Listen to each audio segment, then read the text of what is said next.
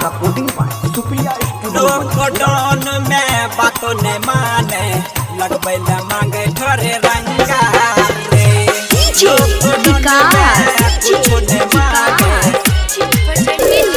मटियार कला समाजी recording by Supriya studio Madhepura. न छ कमाई न छ रुपैया न छ रुपैया न छ कमाई न छ रुपैया न छ कमाई न छ रुपैया मौगी से भे गेल पंगा रे। लॉकडाउन में बातों ने माने मौगी मांगे छ ठोरे रंगा रे। लॉकडाउन में कुछो न बूझे मौगी मांगे छ ठोरे रंगा रे। यो समैया में बातों न बूझे मौगी मांगे छ ठोरे रंगा रे।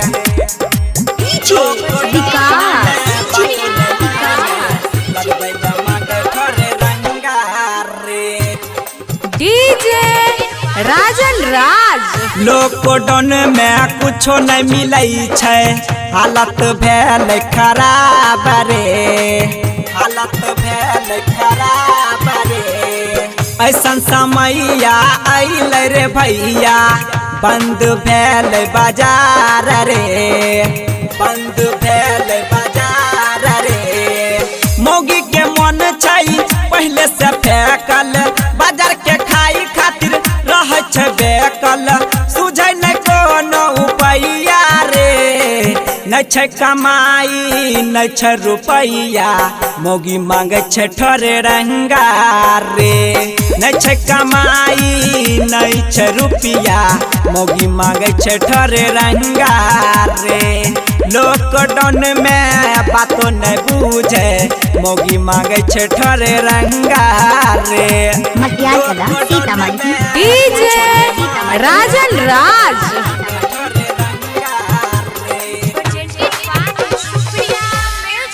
घरों में सबसे लड़त रहे छै बच्चों के मार छै मुक्का से। बच्चों के मार छै मुक्का से।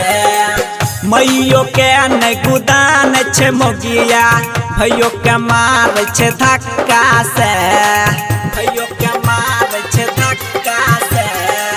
गोतनी से लड़त रहे गोतनी से लड़त रहे सबसे करे छै ई पंगा रे।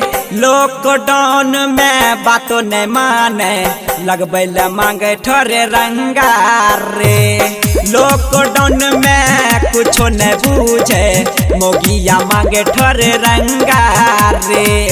लॉकडाउन में बातों न माने मौगिया मांगे ठोरे रंगा रे। डीजे राजन राज।